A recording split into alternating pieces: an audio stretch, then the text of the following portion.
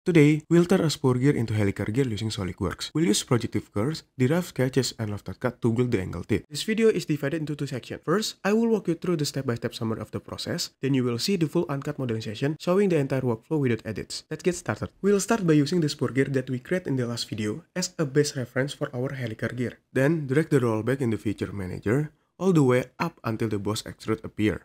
Now suppress the cut extrude feature and make sure only sketch 2 from that cut is visible. Right click and show the sketch 2 so you can reuse it in our design. Create a new sketch on the top plane and project geometry from the part. Draw a line on the top plane. This will be used as the guide for the helical angle. Select the midpoint of the line and the origin, then add midpoint relation to the center of the line. Now set the angle of the line to 30 degrees using Smart Dimension tool. Use project curve to project this angle line from the top plane into the part surface. Edit sketch 2 to prepare for the gear tooth cut. Create a new circle, offset by 2 mm from the outer circle of the gear. Extend the tooth profile line so that intersect with the outer circle. Next, trim any unnecessary lines to clean up the sketch. Select sketch 2 and the front face of the gear. Use derived sketch to copy sketch 2 onto the front face. Align the origin and the center of the derived sketch so they are perfectly centered. Select a point on the profile and a curved point from the projected line, then use the pierce relation to lock them together. Repeat the steps for the back face of the gear. Now, use the loft cut between the front and back sketch, forming the helical tooth shape. Bring back all the feature we rolled back earlier by dragging the roll bar to the bottom. Unsuppress the fillet feature to add smooth edge to the gear. Also, unpress the circular pattern to replicate tooth profile around the gear. And lastly, you can modify module and number of teeth using equation to adjust size and profile of the gear. Now we are moving on section 2, the uncut part of the video. You can follow along in real time and see the entire process as it happens.